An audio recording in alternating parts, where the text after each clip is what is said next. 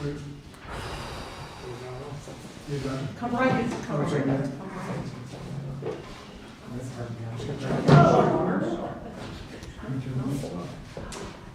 Welcome everyone to the next to last program in the second season of Stories to Share. And welcome to those of you who are attending remotely. My name is Joe Steinfield and I am the moderator of Stories to Share.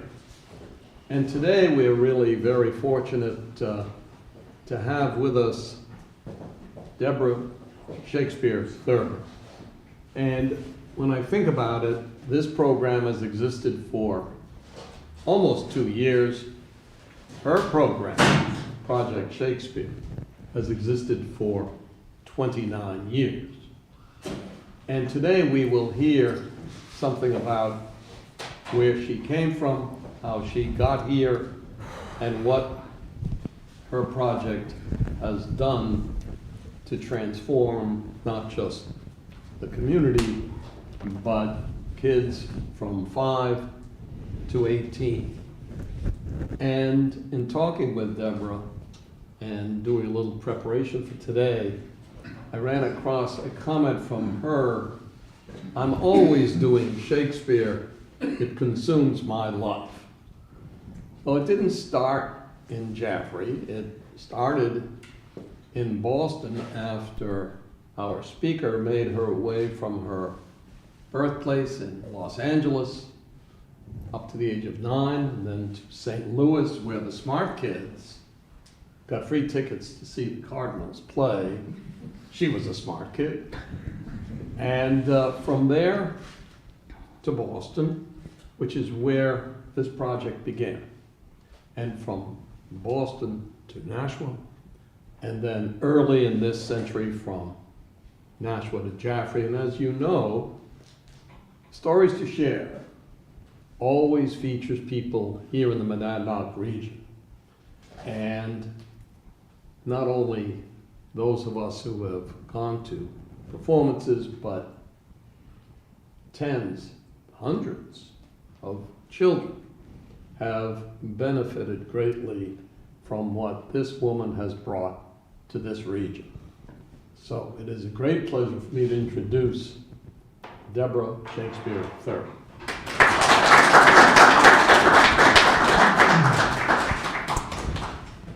Well, to start things off, I had the title of this wrong.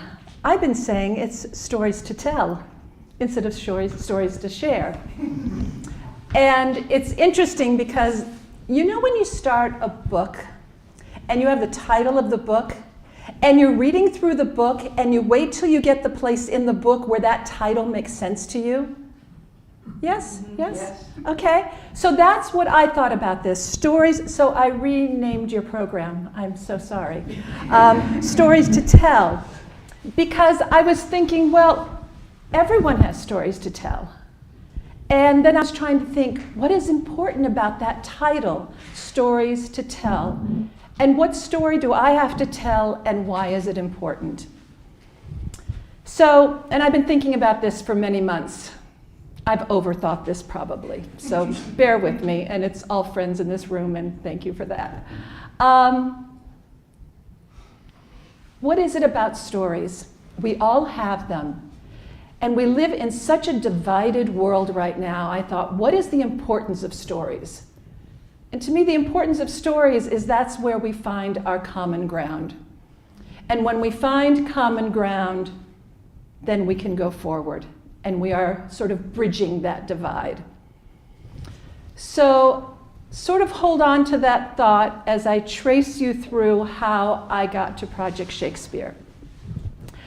So I was thinking to myself, I could do this the easy way, which is do the same spiel that I do at the Rotary, at different places before a show, tell you about Project Shakespeare, how it started, my youth education program.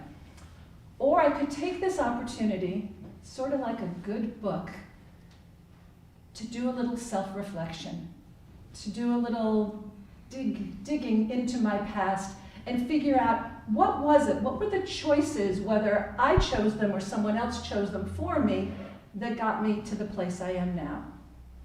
And of course, I chose the more difficult path than the easy path. So, yes, I started in Los Angeles, California. My father was a film editor for then Republic Studios.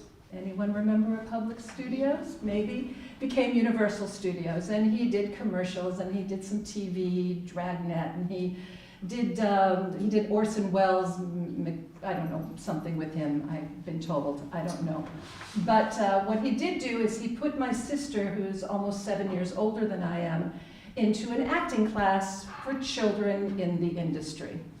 And my sister could have cared less. But I got to be her scene partner. I got to work with her. And so young Deborah, which of course I didn't go by Deborah then, but little Debbie, oh, I can't believe I said that, was just like, oh my gosh, I can tell stories through these characters in this class, and I was thrilled. And my sister didn't like it, but I loved being her scene partner.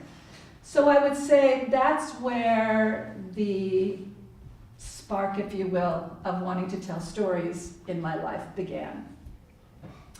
So then we go and we do. I moved to St. Louis, Missouri, and we start in the city, and then my mother moves us to the suburbs. By this time, unfortunately, my father did die when I was 9. And so all of that industry, movies, Los Angeles, blah, blah, blah, gone. I am now in the middle of this city in the Midwest, and I like a foreign country. But in my neighborhood were a lot of kids, and so I realized as I was doing this thing, I started my first theater company at age 10. When I got all the kids in the neighborhood together, I wrote a play, I started the play, I directed the play, and we did it in the basement. I wish I could tell you like I got lots of money to give to charity, but I have no idea what I did with that part of it. But that would have been my first theater company. Elementary school, there was no drama in my school, and in middle school, there was no drama. So I created my own. You know how all of us have that favorite TV show? Okay. Do you guys remember The Man from U.N.C.L.E.? Oh, yeah. Oh, yeah? Do you remember Ilya Kuryakin? I said it yesterday. Yeah, the Russian, yeah, oh my God, poster on the wall, everything. So I created with all of my fringe, friends, because we were the misfits in the school, of course. And we started this whole spy ring, and we did all this. We were spying on teachers, we were talking into our lipsticks, we were doing all this, and we created this whole play that we did throughout middle school until the principal finally did call me into the office and said, enough. So I just I created my own little theater company, if you will. I also ran into a teacher, my first crush on a teacher, Mrs. Sachs, who was a visual artist. Oh my gosh, she got me drawing and painting and sculpting. And I thought I was going from performing arts into visual arts. But little did I realize that visual art training that I was having would really help me when I went to grad school and I had to do costume design and set design and light design, because I could do a little bit of drawing. Finally, I get to high school and I have 2 female mentors in Mrs. Worthington, who I thought at the time was really, really old. I bet she was in her 40s. But at the time, I thought she was really, really old and really strict and really mean and really tough. And then there was the other woman, Barbara Higgins, who I remember was blonde with one of those little flips and blue eyes and just as sweet as can be. In high school, I didn't get cast in most of the plays. And if I did, I was in like the back row. Or I was, the strawberry vendor in Oliver. Or I had one line in Oklahoma. But I did do tech theater because I said, well, if I'm not acting in them, what else can I do? So I did marketing, I did posters, I did sets, I did costumes. I was voted my senior year the best thespian because I was in the International Thespian Society, of course. because I worked the most hours of anyone in my class. Not on stage where I wanted to be, but backstage and everywhere else. Do you see a pattern here? Do you see how this, yeah. I'm thinking about this as I'm preparing this, going, oh my gosh, did they know they were getting me ready for Project Shakespeare when I hit 40? How could they? But, and Virginia Worthington, the mean, tough one, I asked her before I left, I said, why did I never get like a good role? Why did I never get a lead? Why was it always the cheerleader or the popular people? And she said, because you're the one that's going to go into theater. You're the one who really needs to know these lessons. You're the one who needs this training, this overall training about theater. Not just how to get on stage and sing or act or whatever. And I went, oh, okay. So I didn't learn till the end that she really did, she liked me. So then it was college, and the first school I went to was, look at that, I haven't even looked at my notes. The first school I went to was a large school with a large program. And so I got cast in the first show, and I went, oh, I got cast, yay. I got cast in the spring musical. I was cast as Aldonza in Man of La Mancha for about a week. Yes, they fired me. Did you know that was a thing in college? They can fire you? They did. They fired me and put my best friend in the role. Ooh. Yes. But of course, what else did I do? I did tech, I did sets, I did props. And I took this little tiny role, like at 2 lines, because I said, I've got to be in the show somewhere. And so I guess by then, and you've sort of gotten the idea, is it doesn't matter what I'm doing, I had to be in theater, and nothing was going to deter me. It didn't matter how much rejection I got. I left that school, though, to go to a school in Kansas City, where my teacher was a professional actor at the repertory company, Missouri Rep.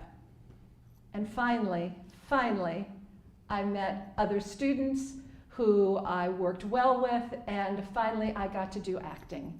And it was there that I got to do Macbeth, The Third Witch, and Lady Macduff, which I can only tell you the thing I remember the most about their production is laying dead on the stage and a mouse running across me. Was that scripted? It wasn't. Improvisation on the part of the mouse.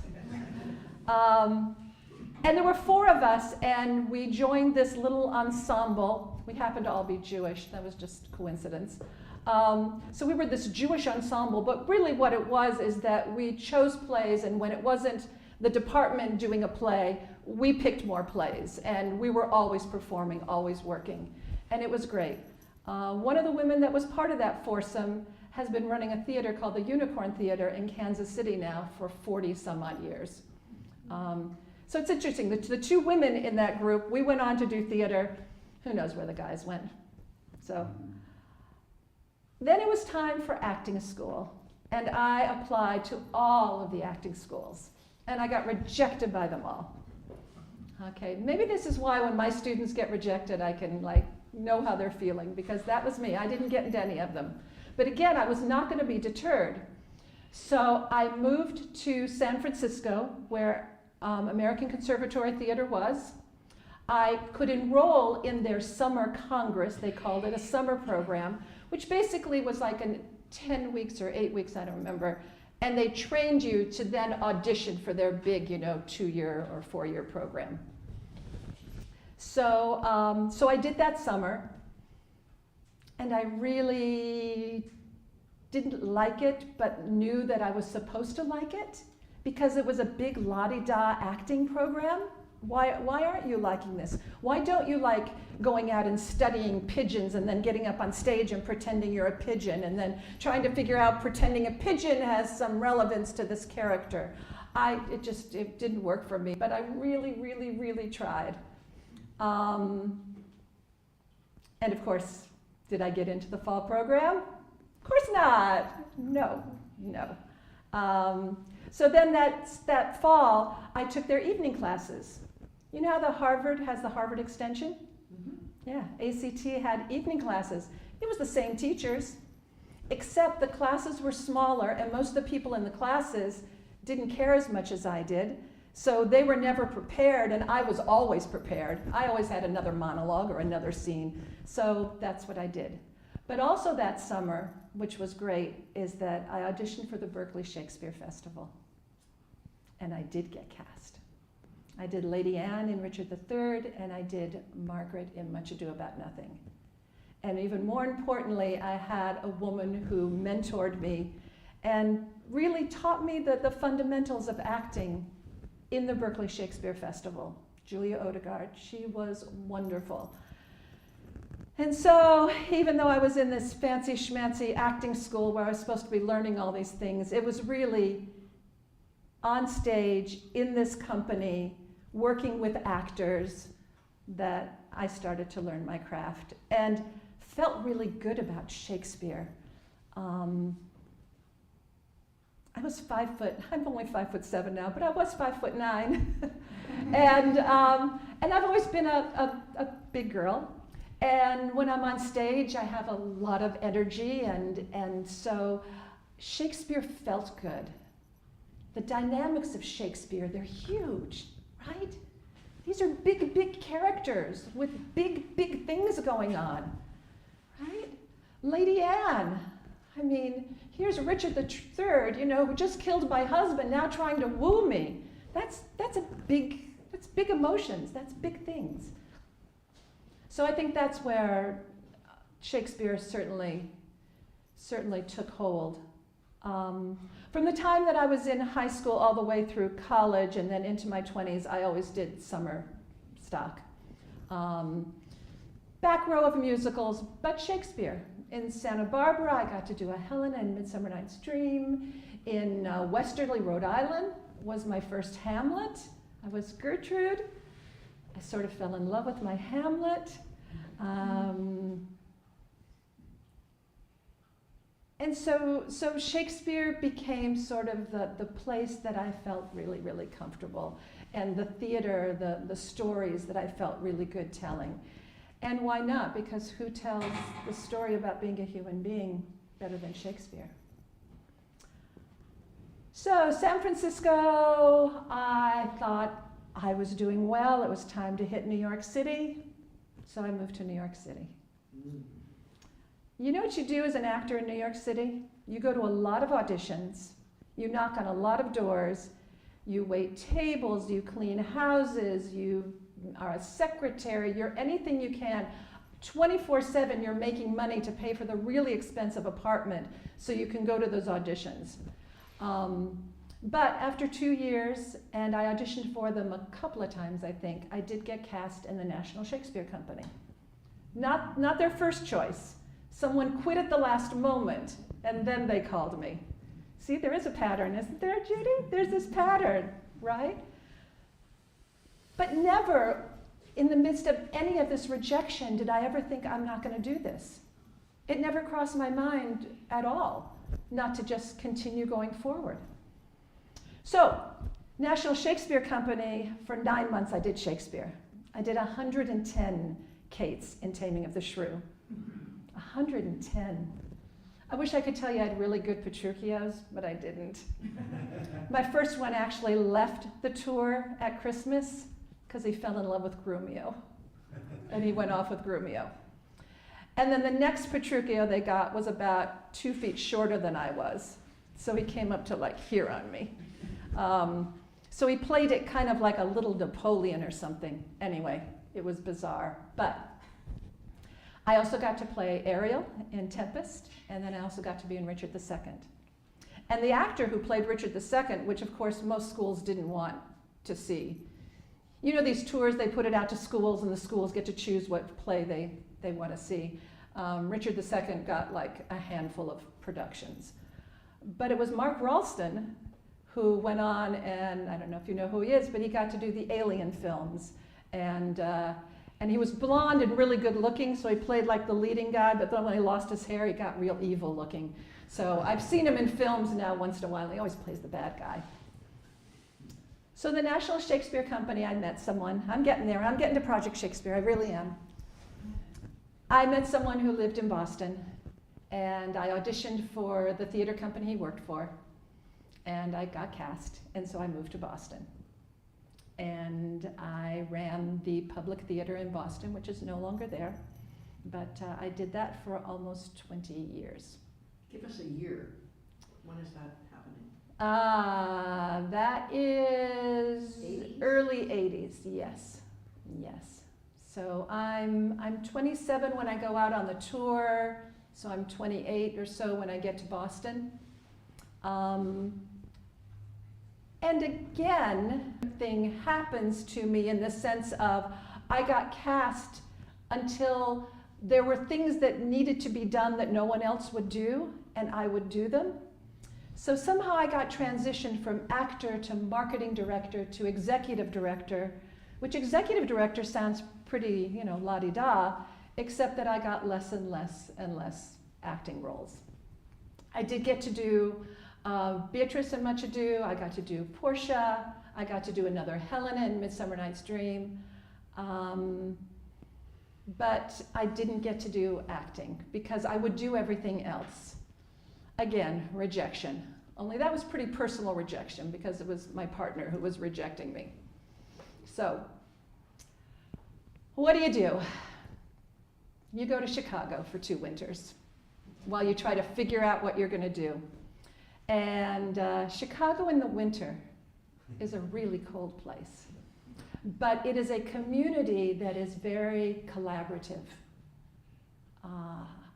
And the theater companies there, you've heard of Steppenwolf and Victory Gardens and just so many of them. They really are built on this group of actors that get together and create. And I applied to Emerson College in Boston, and I got accepted, and I went to Emerson. And at Emerson, I learned that there was drama in education and theater in education. Theater in education is the performance part of it. Drama in education is what do telling these stories, to get back to the title of what I thought this was called, Stories to Tell, what do those stories teach you about yourself in terms of not just self-esteem kind of things, because that's always the thing that people draw to when they think about the arts.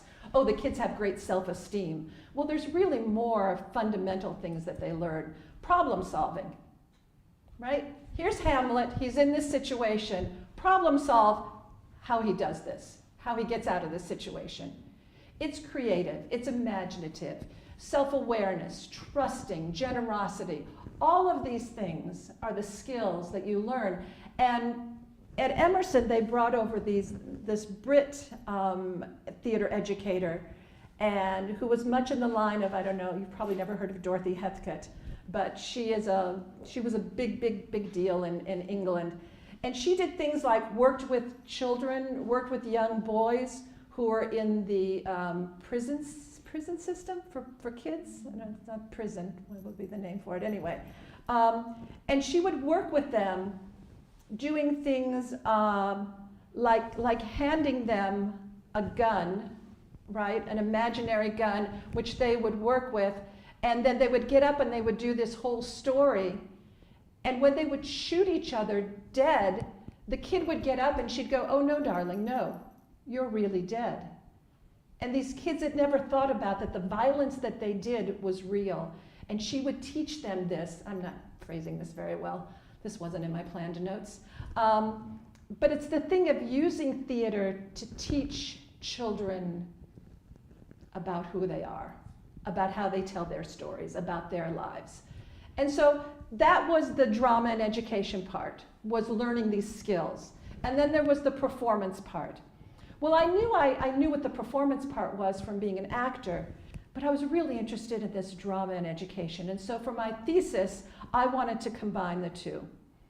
You go to see children's theater or youth theater, and they all stand up there and they're smiling and they're loud enough for their parents and everyone's really proud of them. And that's what I thought children's theater was, or youth theater was. And I went, no, it doesn't have to be that. It can be more than that. There's no reason why those children can't do the very same work that I was doing as a professional actor and learning all the skills that a Dorothy Heathcote would be teaching those boys in the prisons about what it is to be, consequences of your actions, things like that. So I chose The Taming of the Shrew because it was a story about a woman finding her voice. And I needed to find my voice, and I needed a story to tell. And the young woman that I chose to be the lead in it, from the subscribers to my theater, I got all of their kids to come do this with me. I said, can you do me a favor and do this play with me? And so they said, sure, we'll do this. And this is a young woman she was big and she was strong and she was intimidating, even at however old she was, maybe 13 or 14. She was just a really tough cookie. And my mentor teacher from Emerson had worked with her the summer before and said, oh my gosh, you're working with her? Whew. She chewed me up and spit me out. This was a tough kid. This turned out to be the perfect thing for her because Kate showed her how she could use her voice. Kate at the beginning of Taming of the Shrew is screaming and yelling and no one likes her because she doesn't know how to use her voice, how to tell her story. And so through this play, this young woman got to find out, oh, how do I take this energy? How do I take this energy that I have, and how do I tell my story in a productive way? So I did Taming of the Shrew. It was a success. It also made money for the theater company because I did it under the auspices of the Public Theater, which I was the executive director of. And so not only did I get my master's, but I had created this great program. But that wasn't where I thought I was pivoting to. I thought I was pivoting to become a drama teacher in a high school. And I did get hired by a high school, Waltham High School, if you know Waltham, outside of Boston. And they had a professional company, and the director thought that I would be just a perfect match for that. That when he eventually retired, I could take over this professional company because I had all this professional experience. It was great. Until it wasn't. Until what they thought was a perfect fit wasn't a perfect fit.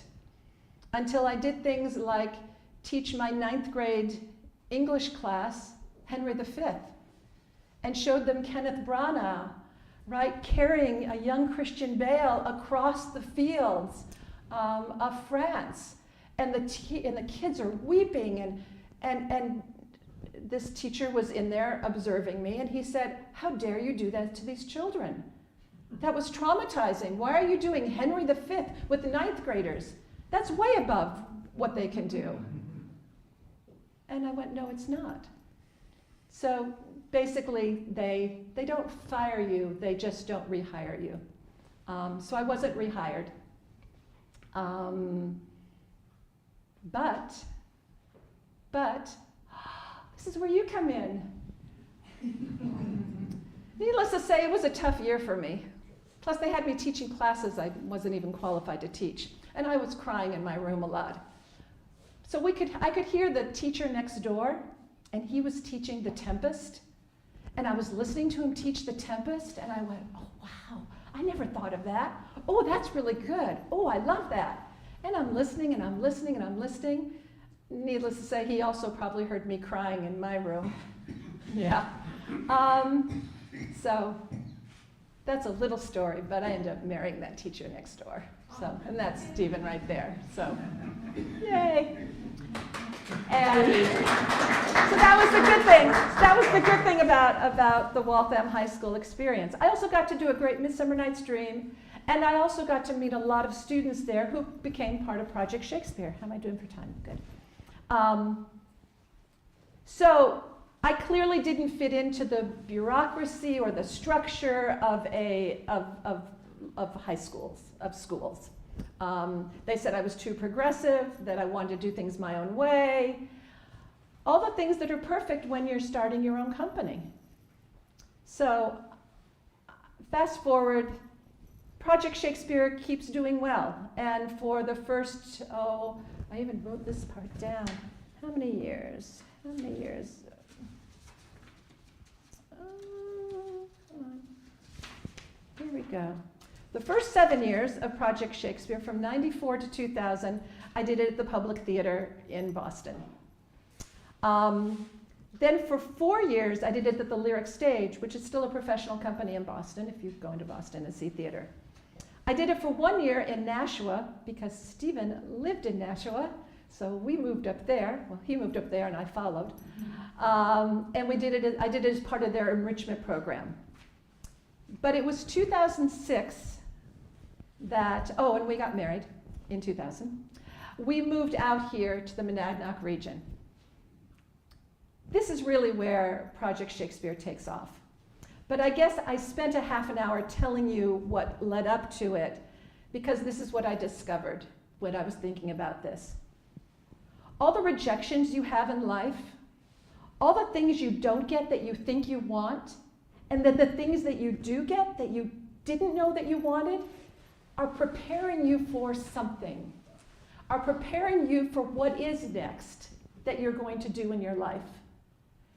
And so rejection isn't really rejection, it's just life saying, hey, look over here instead. Hey, what about over there? And so all that rejection, all of the costume shops I worked in, and sets I worked in, and publicity, and all of that, was just my training for Project Shakespeare. And Project Shakespeare is the story I have to share, to tell now in my life, and it's the place where I think I've gotten to make a difference in this world. And that's, again, where us as a divided country can come together, because who doesn't want to make a difference in this world? Who doesn't want to think that the place is just a little bit better because you lived here? Because you talked to that one person, because you reached out to this human being.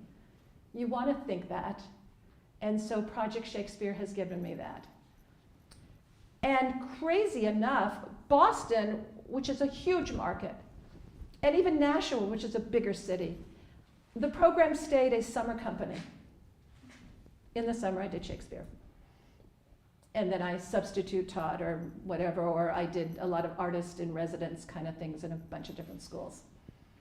But it was coming here to this very small community where there's a very small pool of kids where Project Shakespeare really took off.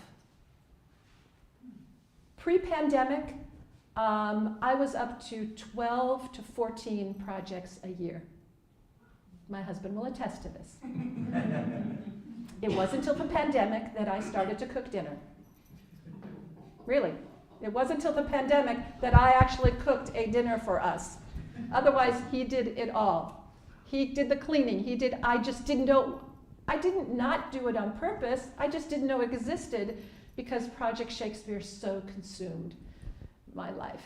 And I was doing homeschool classes. I was doing a project in February, one in April.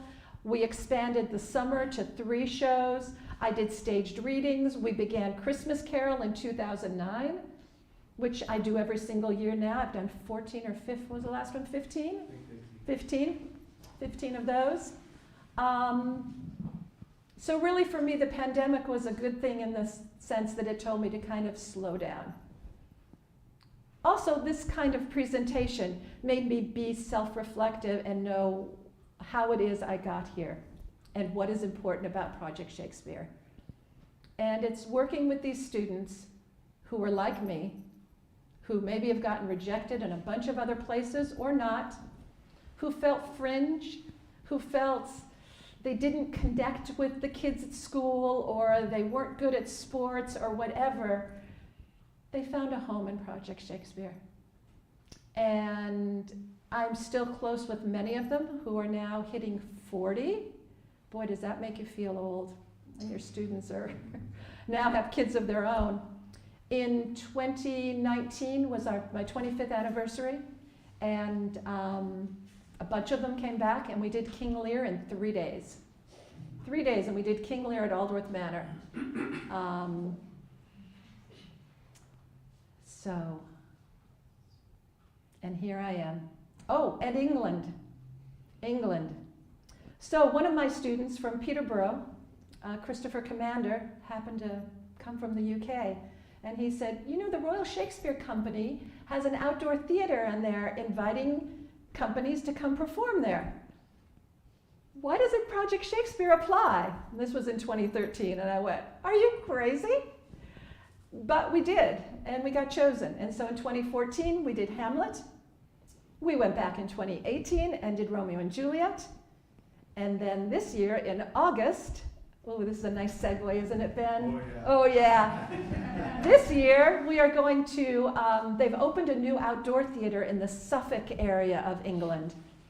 And so I applied there, and I might have gotten rejected as an actor, but my theater company doesn't get rejected happily enough.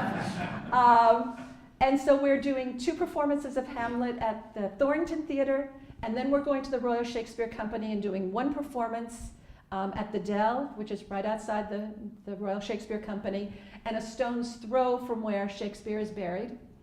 And then we are zooming to London to see Midsummer Night's Dream and Macbeth at the Globe Theatre before I send them all back home and I get to stay and have a vacation. So that's Project Shakespeare. Over the years, what I've really learned is it does transform kids. It transforms me every single time I do it. And the best thing I can say about this is that it's taught me about collaboration. And what this community has taught me is about collaboration. In the sense of the support that I get from this community, again, it's a teeny tiny community. And yet it's here that this company has flourished. I kind of like to think it's because what I do is singular to my company and that there's a need. Not a need by hundreds of kids, but a need from 10 or 15 of them at a time. And they get to tell stories, and they get to make friendships that they hold on to their entire, their lives. And they grow. And this is where I'm going to bring you into this, Benjamin. So, okay, I have to tell this story. This is the story that all of you have already heard, right? I'm substitute teaching in Peterborough Elementary School, and I get a call to go to Mr. Marine. What is it? Marine, okay, to his room because a student wants to talk to me. So I go there, and a 5-year-old Benjamin Michu says to me, I've wanted to be on the stage my whole life. All 5 years of it. And so that's where we started working together. Yeah. And Ben has been in Christmas carols, he's done all the summers. He's now 15. He's now about to play Hamlet.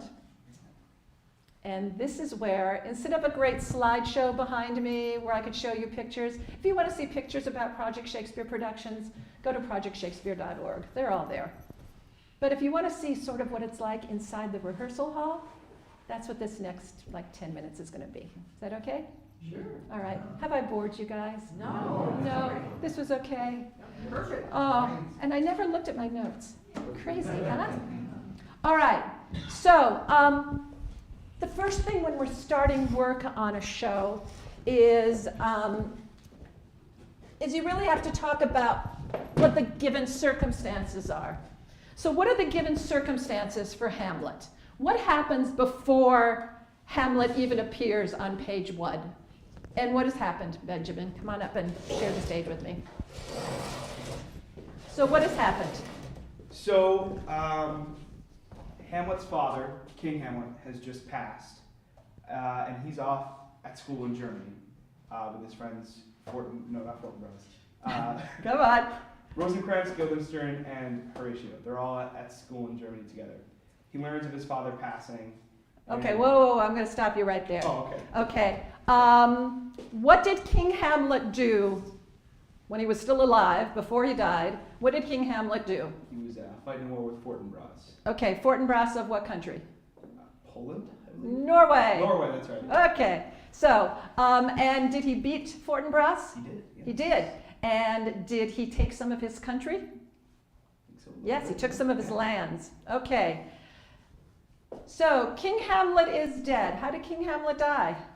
Well, we don't know this quite yet, but his brother, King Claudius, has poisoned him while he was taking a walk in the gardens. He's sleeping in the gardens He's and he sleeping pours the it in his gardens. ear. Yeah, pours it in his ear. Okay.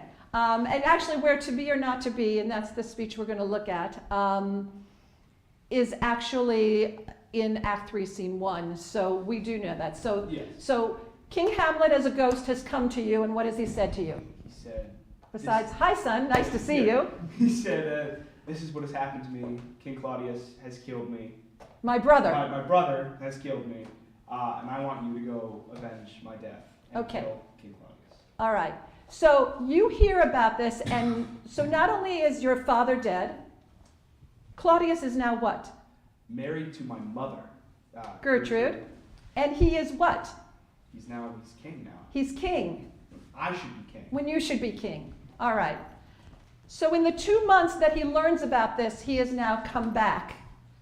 And by the time he gets there, and we actually looked at a map to find out where Wittenberg was in Germany and how long it would take. I called Stephen up. I said, why does it take 2 months? And he goes, well, look at the map, and this is how many hundreds of years ago. And, you know, they couldn't just get on a plane and fly there.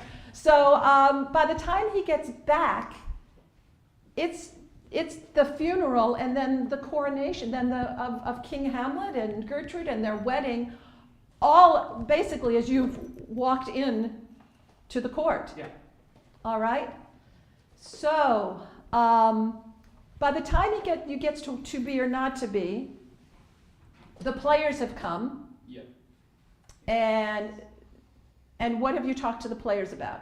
Talk to the players about trying to guilt Claudius into confessing. Okay, so they're going to put on a play. Yeah.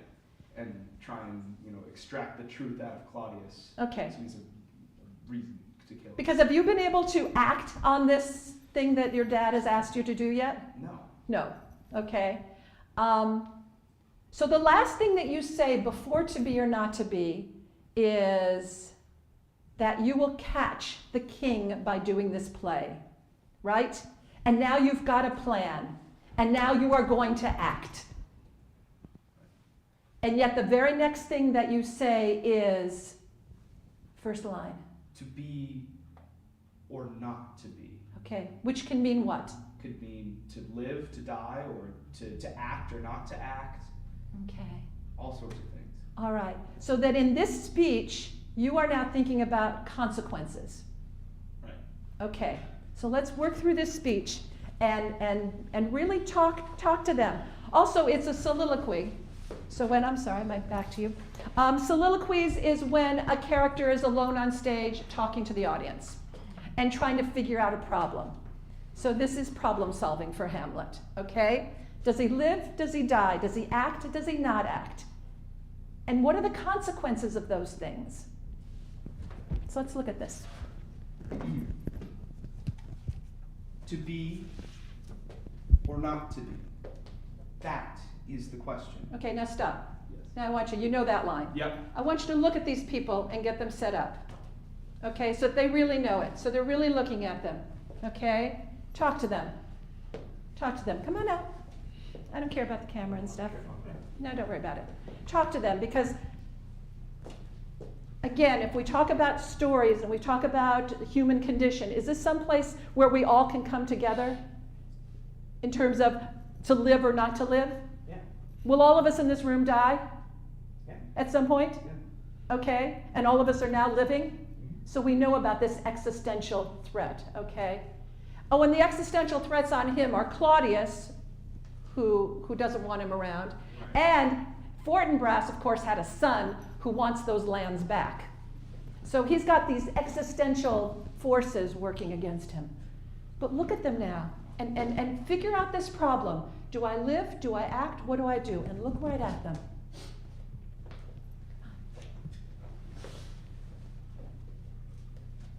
To be or not to be. That is the question. Okay, one more time. At the end of to be or not to be, he has an end stop, a colon. He's telling you to take a breath there, right? So that you're looking at them, right? To be or not to be. Let that sit with the audience. And then say, That was the question. yes. Okay? Again, look at them. Look at them.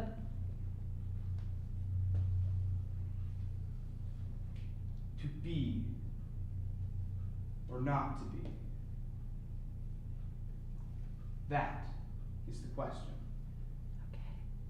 Continue.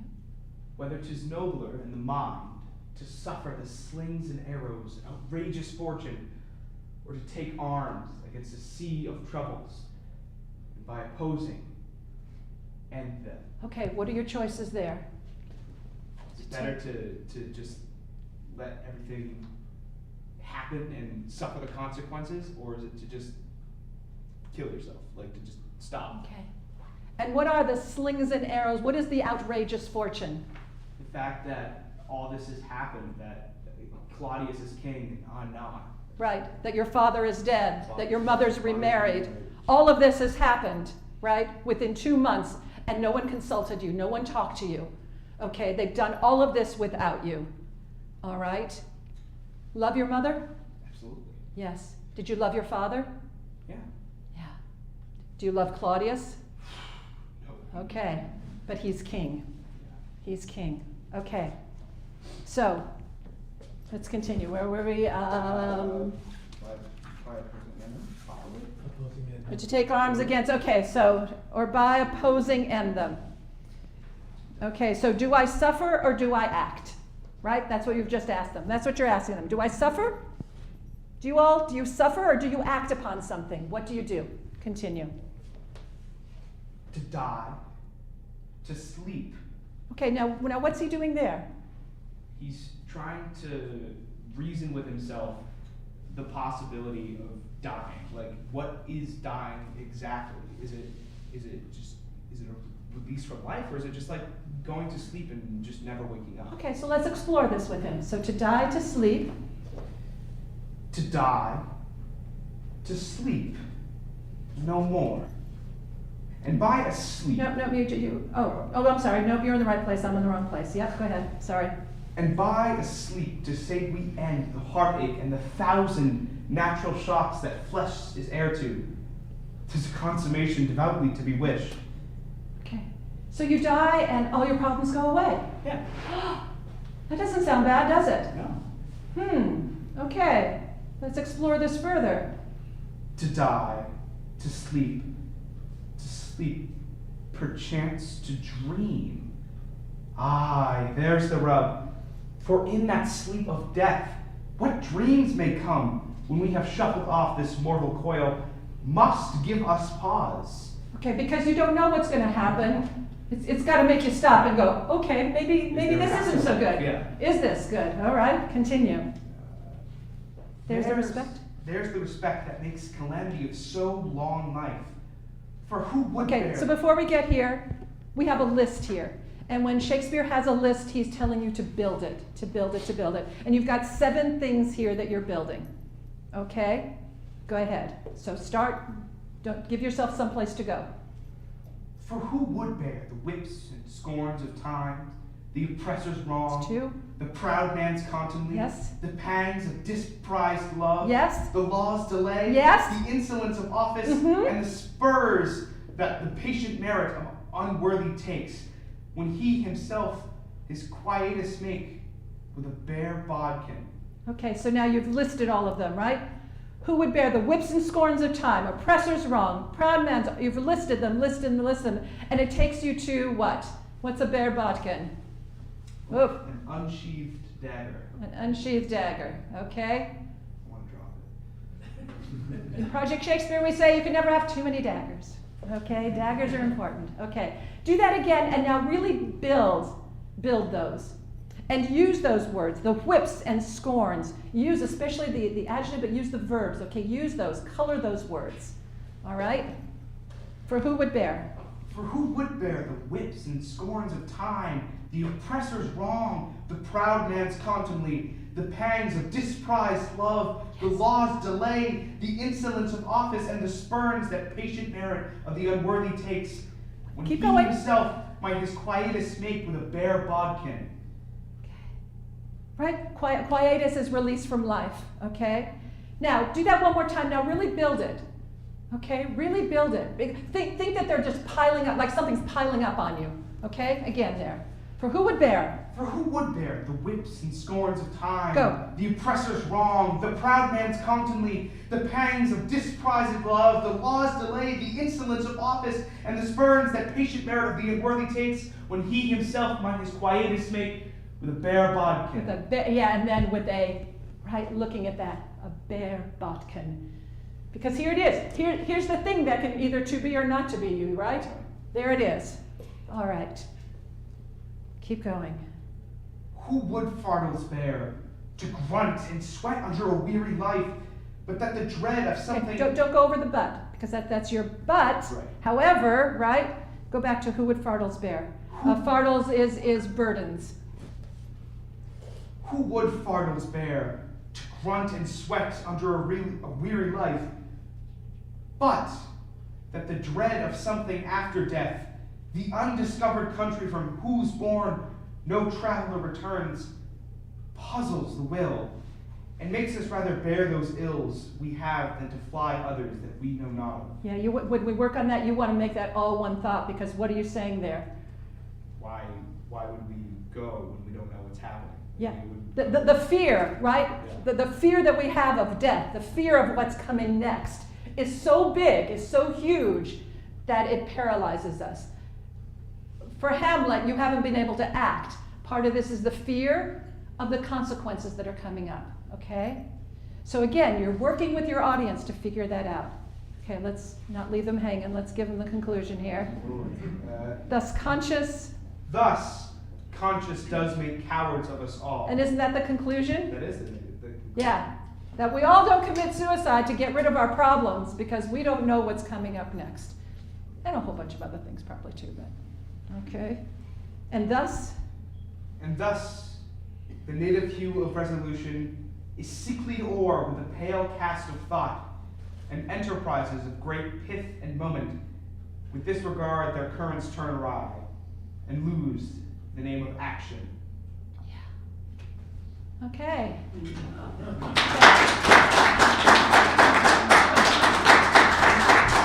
And who knows what the speech will look like by the time we actually get it up on stage.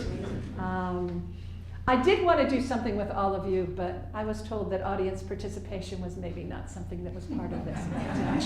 Anyway, we'll do it in rehearsal. Oh, yeah.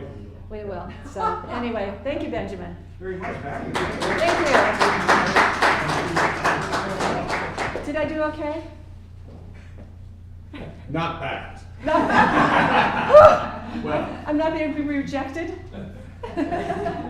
Thank you. this was quite a treat, and I suspect people have some thoughts or questions, and I think I'll begin. Oh, And my question is this: yes.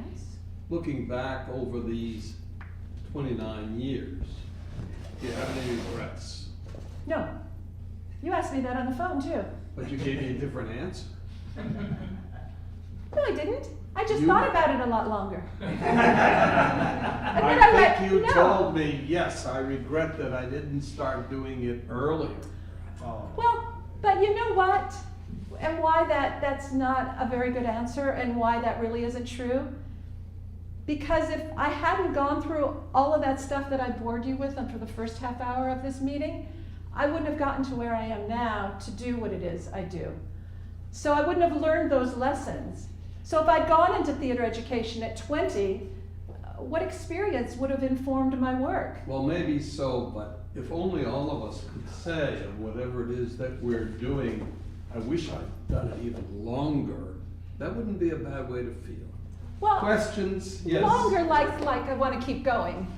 Just a comment. I think your high school teacher gave you the greatest gift in not putting you on the stage as an actor, but giving you that background that has prepared you. But you don't know it at that No, time. you don't. Every time someone says no and squishes your dream, you think, oh my gosh, what, I wasn't good enough, I wasn't this, I wasn't that. But I think then looking back, you said, but what did you do? You put your foot forward and you kept moving forward. So yeah, I think so too. I'm really curious how old she really was at the time, though. It's funny, you know? Because now that I'm 69, I think, was she really like 40? Or I mean, because she just seemed like this old little woman who was just so tough. I'd love to see her now, but I had a teacher whom my mother had. You want to talk about tough, but the best teacher See? I ever had. there you go. There you Yes. You're talking about Grace. Hmm? Are you talking about Grace? Yep. I had her too. Yeah, I think I've witnessed a masterpiece here. As a psychologist, I celebrate your revelation, your risk in laying your soul out for all of us, and what it's done for you too, I guess. But as a community member, I just have to say how much over the last 20 years I've enjoyed your young people, the confidence that they have, that they've developed with you is amazing. They're going on to great things. Thank you. Thank you. What's great, and I do keep in touch with so many of them, and where, I don't know, maybe 10 or so are still in either, you know, there's one who's on television who's in a show, Barry, I don't know if you all know that one anyway. And I've got some kids who do some theater here and there, but a lot of them have gone on to do service type of work, whether it's lawyers or in the medical profession. They want to do something good for the world. And again, make the world a better place. And to me, that's with their stories. And it shows. Yeah, kids do. Were you involved, Deborah, with the big On the Common Shakespeare productions? In Boston? Yeah. Oh gosh, no. No. Who was behind those? That started out of ART. Oh, from Yeah. Cambridge. Yes, no. I'm really small potatoes. I am teeny tiny little low guy down there. Those people don't know who I am, and they are, no, that's Because that was very popular. that's Well, big time. Well, That's big speaking of time. who you are, is this a unique program? In other words, if I were to go to Missouri or, God help us, Tennessee or wherever, would I find something like this? You would find teachers doing Shakespeare with students. How they approach it, no, because I think it's unique to me and how I see the world. I really try to bridge the script to their lives, and then that to the performance and to the community. So in Hamlet, for example, it's a young man put in a situation where he's just getting squeezed by these existential threats.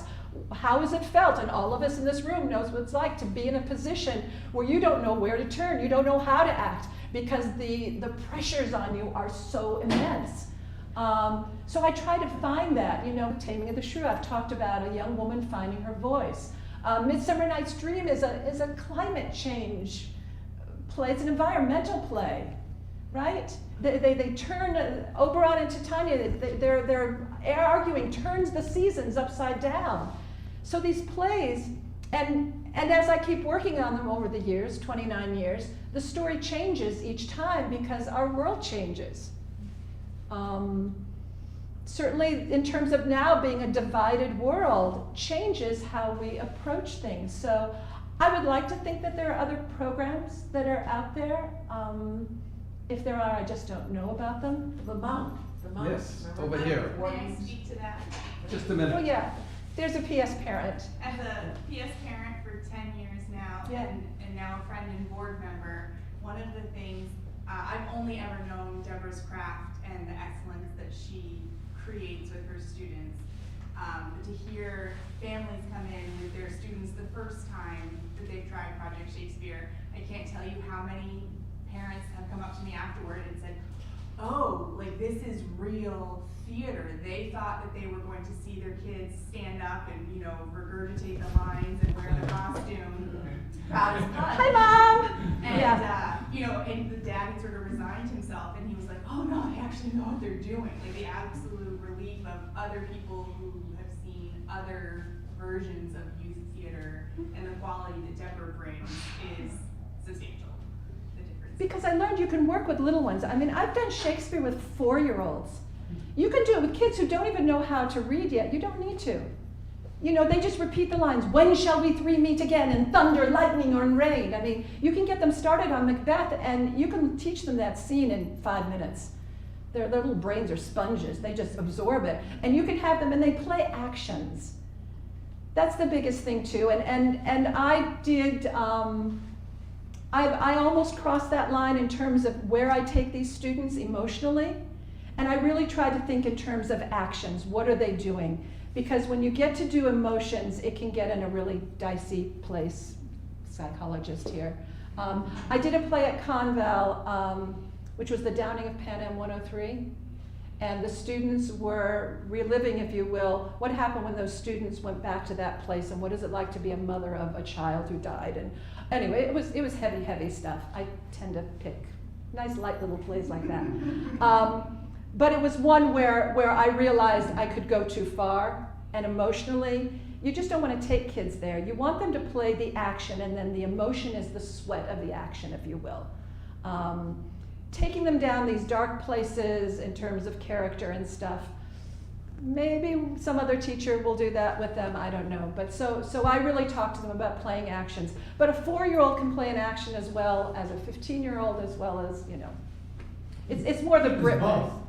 Yeah, there you go. Well, Deborah, Ben, thank you very much for adding so much to our presentation today. Good luck when you go off and do this in England. I think it'll be a great adventure. Can I pitch? Can I make a pitch before I leave? You may. Okay. We're raising $30,000 to take these kids to England. The Putnam Foundation, thank you very much, has given us $2,600, which will pay for one student completely. Project Shakespeare pays 40% of everything for these kids. And then we pay for all of the theater stuff. So if you can help in terms of just getting the word out there, send in your $5 or $10, whatever, to help us, that would be great. And that's my pitch for the night. And if anybody is online and would like to support this trip to England for the students, just send your check payable to Project Shakespeare here to the Jaffrey Civic Center, and we'll be sure it gets to you, Deborah. Thank you so much Thank for coming you. today. I did it. And we'll have a little. We'll have our reception afterwards, but next month, which will be the last presentation for this season, it will be on May 5, and Steve Helke, who among other things began Atlas Fireworks, is going to be our speaker. And you can come here for fireworks and to hear not only about his stories, but maybe a little bit about Jaffrey's 250th, of which he is the chair, I believe. So come next month, and thanks for coming today.